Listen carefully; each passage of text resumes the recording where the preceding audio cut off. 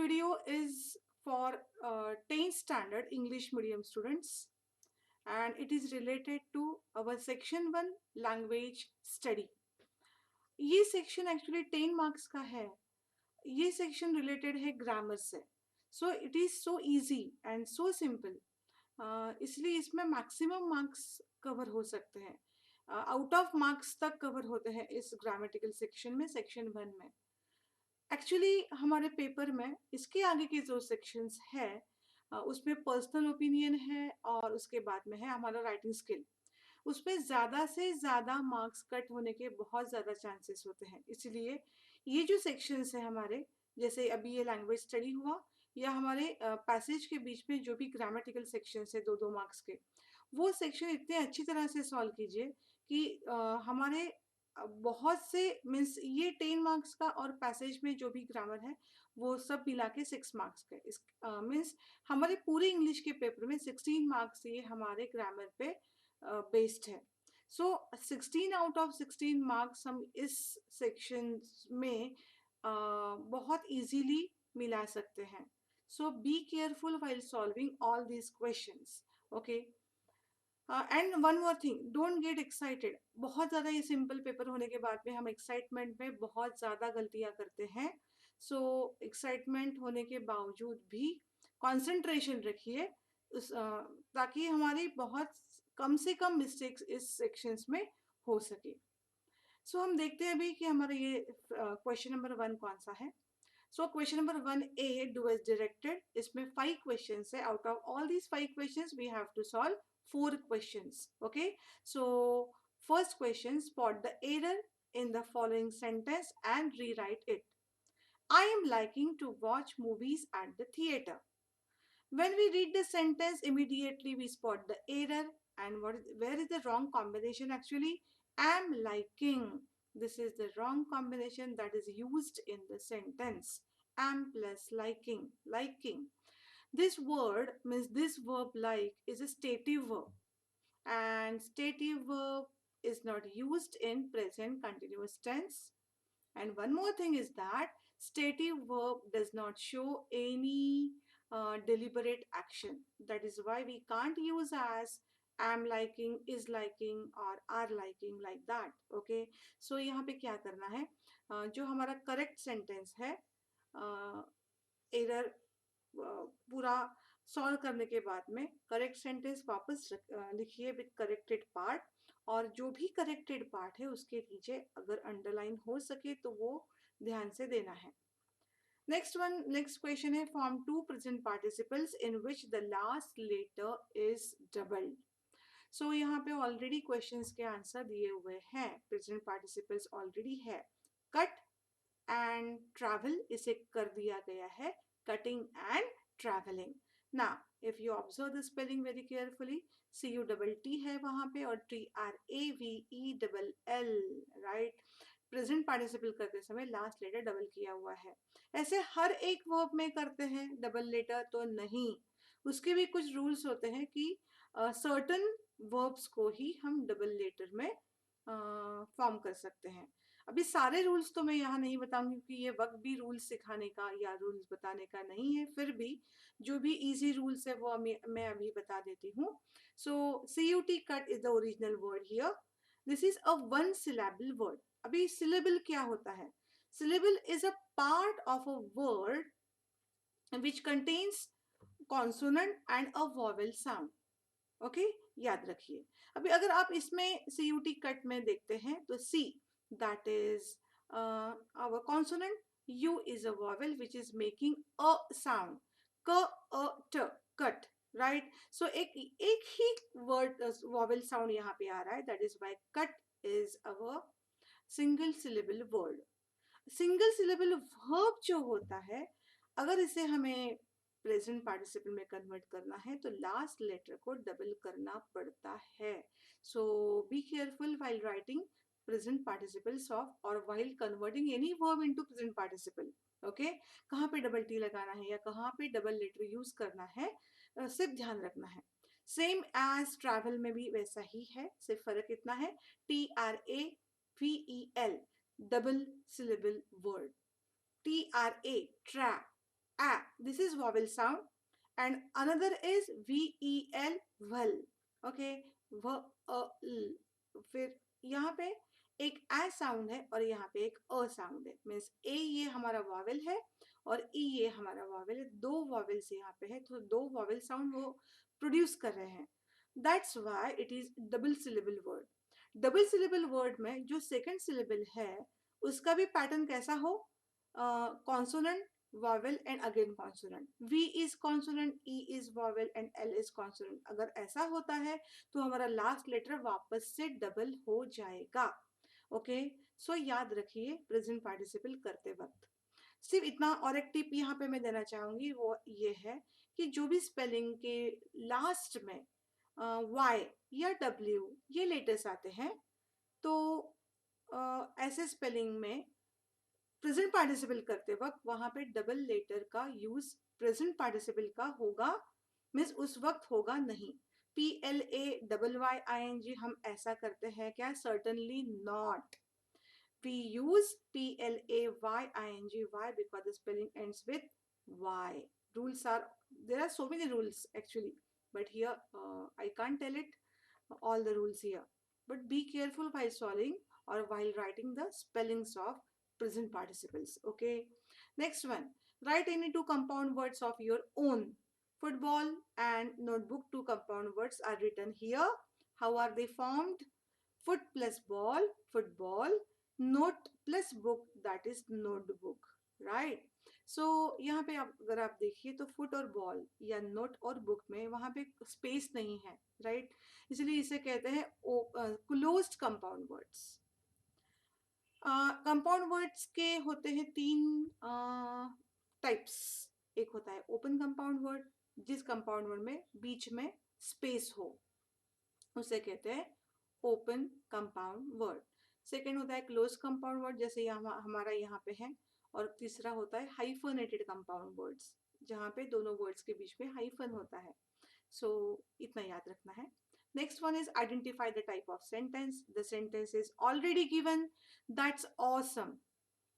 Sentence पढ़ते ही हमें देखने लिए मिलता है कि यहाँ पे कुछ एक्सप्रेस किया गया है, and exclamatory sign is use. That's why it is of course exclamatory sentence. We have four types of sentence. But the first one is assertive or declarative, second one is imperative, third one is interrogative, and the fourth one is exclamatory. Right.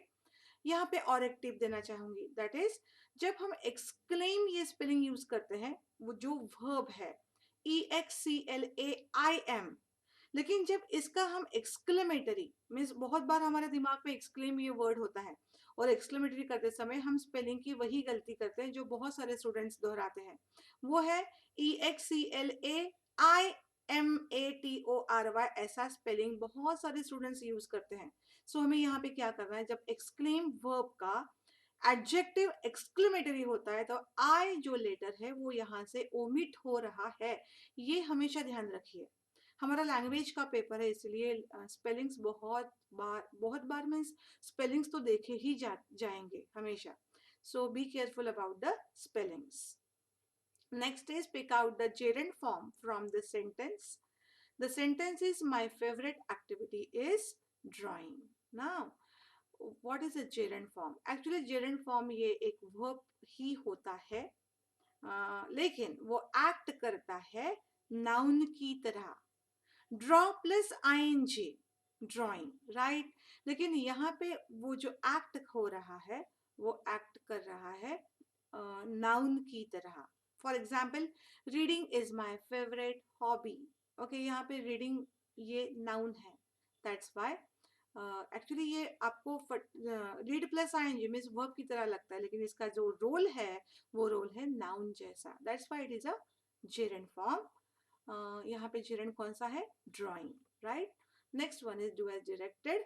Any 2-3 questions दिए हुए हैं already, हमें वहां पे 2 question solve करने हैं.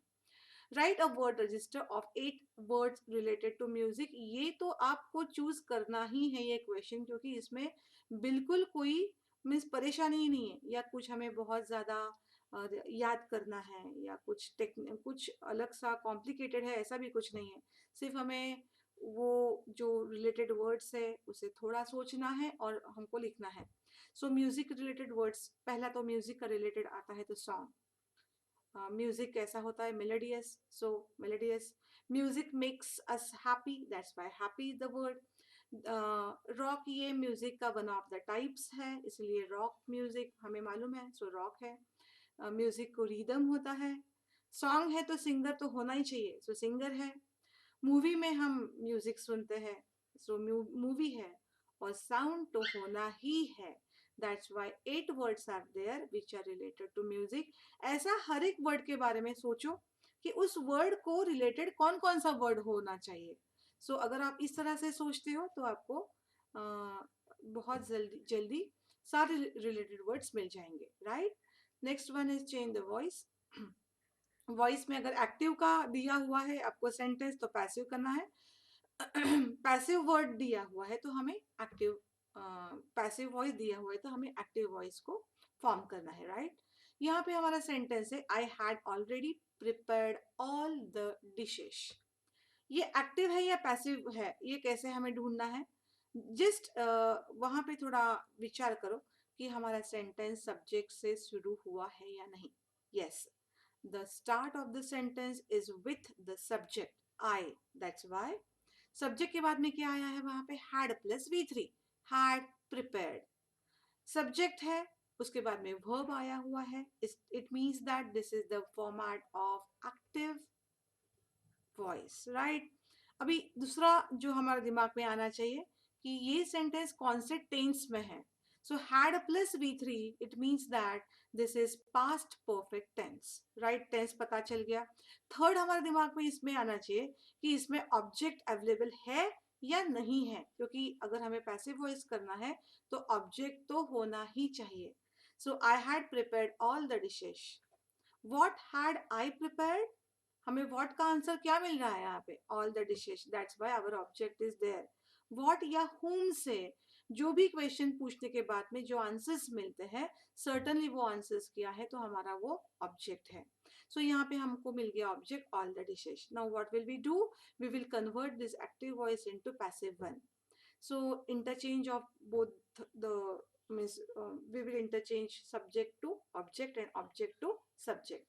now we have to start with the with all the dishes, okay, हमारा object है ये, इसलिए all the dishes। और एक चीज यहाँ पे, जो भी टेंस में आपको एक्टिव वॉइस दिया हुआ है उसी टेंस में हमें पैसिव वॉइस करना है। यहाँ पे हमें वॉइस चेंज नहीं करना है, सॉरी, यहाँ पे हमें टेंस चेंज नहीं करना है, ओके। ये ध्यान रखिए। बहुत स्टूडेंट्स क्या करते हैं, ऑल द डिशेज वॉज लगाते हैं वहां पे। तो ये ध्यान रखिए कि यहाँ पे हैड प्लस v3 है, जो भी वॉइस कन्वर्ट करने वाले हैं पैसिव में, वहां पे हमें पास्ट परफेक्ट ही टेंस चाहिए। so don't use was there, okay।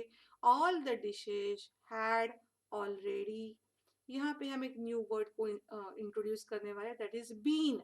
all the dishes had already been prepared by me। had been plus v3, have been plus v3, has been plus v3। लेकिन past tense अगर past perfect है तो वहां पे had been plus v3, यही format आएगा, okay. Next one, change the narration. अगर direct speech दिया हुआ है तो आपको इनडायरेक्ट करना है, इनडायरेक्ट स्पीच दिया हुआ है तो आपको डायरेक्ट वॉइस, डायरेक्ट स्पीच में कन्वर्ट करना है, okay. She said, comma into double commas, would you like me to help you, question sign, comma complete. अभी जब ये हम सेंटेंस पढ़ते हैं तब हमें क्या पता चलता है कि ये क्वेश्चन फॉर्मेट में तो है, लेकिन क्वेश्चन के साथ में कुछ ऑफर भी है यहाँ पे। Would you like me to help you, वो ऑफर कर रहा है यहाँ पे कि वुड यू लाइक मी, मेरी ऑफर हेल्प करने की आपको अच्छी लगेगी। Would you like me to help you, आपको लगता है कि मैं आपको मदद करूं, so it is an offer. So यहाँ पे हम क्या करेंगे, सेड दैट, ये ऐसा कुछ इनडायरेक्ट स्पीच करने से वहां पे हमने जो भी रिपोर्टेड वर्ब यूज किया है वो डायरेक्टली यूज किया है ऑफर्ड। शी ऑफर्ड, और उसके बाद में इन्फिनेटिव का यूज है, she offered to help me, बस दैट्स ऑल, बाकी कुछ नहीं है। She offered to help me. Okay, next one. Actually इस सेक्शन में आपको चेंज द नरेशन अगर आता है तो एक ही चेंज द नरेशन करने के लिए आएगा, लेकिन मैंने और एक एग्जांपल सिर्फ प्रैक्टिस के लिए दिया हुआ है यहाँ पे. Okay, he said comma into double commas, I wonder why Jack is always late, full stop, comma complete. Okay, so यहाँ पे हमने he said that he wondered why Jack was late. ये जो चेंजेस है said के बाद में commas remove करना है, वहां पे दैट लगाना है. हमारा स्पीकर ही और आई ये एक ही है, so I will convert into he, right. So ये सब करने के अलावा हमने क्या किया, यहाँ पे डायरेक्टली सेड को ओमिट कर दिया है और वहां पे वंडर्ड इस रिपोर्टेड वर्ब को, रिपोर्टिंग वर्ब को यूज किया है. ही वंडर्ड. रिपोर्टिंग वर्ब कौन सा टेंस में, पास्ट टेंस में. इसका मतलब है हमारा जो आगे का टेंस है सेंटेंस का वो भी पास्ट ही आएगा. सेंटेंस का पास्ट टेंस है, इसका मतलब क्या करना है, जो भी वर्ब्स है उस वर्ब को पास्ट टेंस में कन्वर्ट करना है. इज है तो वॉज आएगा, आर है तो वेर आएगा. He wondered why Jack was always late and full stop. बस हो गया, so easy. Next one is do as directed. Anyone. Two questions are given and out of these two questions you have to attempt any one. Okay. Make two sentences by using the given word as a noun and as a verb. दो sentence बनाने हैं ऐसे word से जो दिया हुआ है already. एक सेंटेंस ऐसा हो कि जो वर्ड उसमें नाउन की तरह यूज है और दूसरा सेंटेंस ऐसा हो कि जिसमें वो वर्ड जो है वो वर्ब की तरह यूज हो. Now first, as a noun, I enjoy music, sports, and travel. Here, travel is our noun. Underline this word. Second is I travel a lot. मैंने बहुत छोटा सा सेंटेंस फॉर्म किया हुआ है यहाँ पे. जैसे आप अगर कंस्ट्रक्शन देखते हो तो I is a subject. Subject के बाद में हमारा सेंटेंस पैटर्न में क्या आता है, subject, verb and then remaining object या कॉम्प्लीमेंट जो भी कुछ होगा वो आएगा. सो यहाँ पे आई, उसके बाद में हमने वर्ब इस्तेमाल किया हुआ है travel and then a lot. So this is the format of changing the word into noun and verb format, right? Now begin the sentence with no sooner dash dash dash.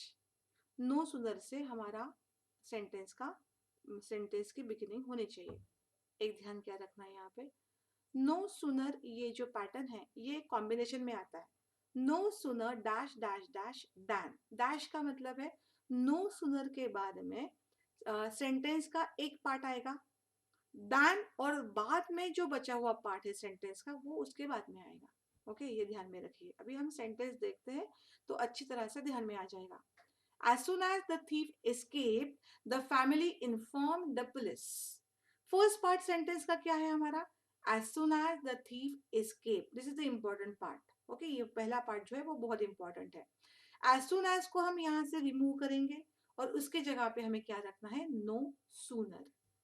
Okay, no sooner की speciality ये है कि no sooner कभी भी अकेले नहीं आता है, उसे हमेशा उसके फ्रेंड की जरूरत होती है.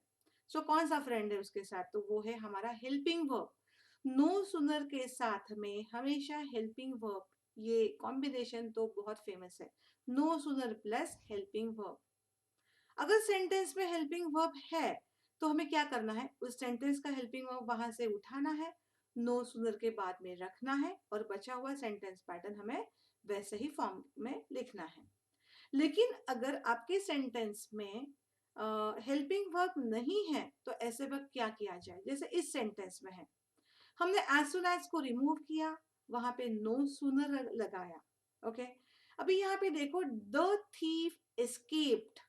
Amizar was where shall will can could have has had do does did या may might should would. आपको कोई हेल्पिंग वर्ब नजर आ रहा है, no, there is no other helping verb there. So what to do, हमें क्या करना है, यहाँ पे फिर मेन वर्ब को देखो. कौन सा मेन वर्ब है यहाँ पे, एस्केप्ड. एक्शन वर्ड है ना ये, एस्केप्ड, ये हमारा मेन वर्ब है, राइट. सो इसमें हमें ढूंढना है कि अभी यहाँ से हम हेल्पिंग वर्ब को क्या करें, कैसे ढूंढे. एक ध्यान रखो, 3 हेल्पिंग वर्ब ऐसे हैं जो हमेशा हाइड एंड सीक खेलते रहते हैं. Okay, they love to play hide and seek. So वो कौन सा है जो हाइड एंड सीक खेलते हैं? वो तीन कौन से है? डू, डज एंड डिड, ये तीन वर्ब ऐसे है हेल्पिंग वर्ब। ओके, उसे हमें ढूंढ के निकालना है। जो छुपे हुए हैं, हिडन फॉर्म में है, उसे हमें बाहर निकालना है। तो वो छुपे हुए कहाँ होते हैं? तो वो होते हैं छुपे हुए हमारे मेन वर्ब में। ओके, हमेशा ध्यान रखिए, मेन वर्ब कभी भी अकेले नहीं आता है, उसके साथ में, उसके अंदर हमेशा हमारे डू, डज, डिड, ये तीनों के तीनों वहां पे छुपे हुए होते हैं। एस्केप्ड यहाँ पे दिया हुआ है। सो इसमें हमारा कौन सा हेल्पिंग वर्ब छुपा हुआ है? अगर ये पास्ट टेंस है, ईडी मीन्स पास्ट टेंस है, इसका मतलब इसमें डिड, ये हेल्पिंग वर्ब हिडन फॉर्मेट में है, राइट? सो हमने क्या किया यहाँ पे? नो सूनर उस डिड को ढूंढ के हमने बाहर निकाला। No sooner did the thief, अगर डिड बाहर निकला हुआ है तो बचा हुआ क्या होगा अंदर? सिर्फ क्या होगा? एस्केप। पास्ट फॉर्म बाहर निकल गया तो बचा हुआ प्रेजेंट फॉर्म आएगा।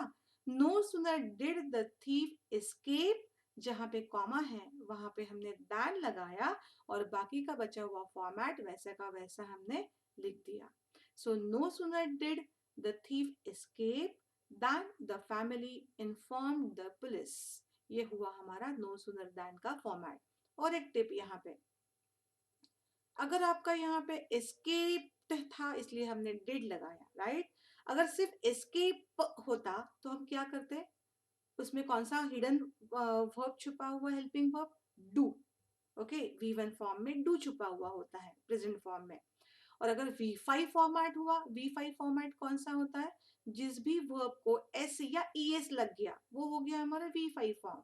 जैसे एस्केप्स कर लिया हमने, तो इसमें कौन सा हेल्पिंग वर्ब छुपा हुआ है? तो वहां पे छुपा हुआ है हमारा डज। ओके, ध्यान रखना है।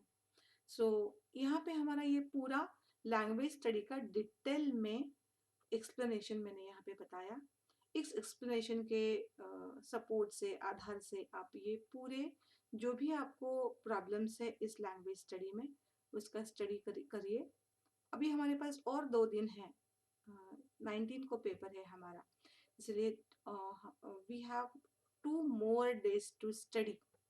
सो हमारा एक एक पार्ट खत्म कीजिए, लैंग्वेज स्टडी को अच्छी तरह से पढ़ लिया, फिर पोइट्री सेक्शन, अप्रिसिएशन, और इसके बाद में हमारा जो आता है जरा कॉम्प्लेक्स जो है पार्ट, वो है हमारा राइटिंग स्किल।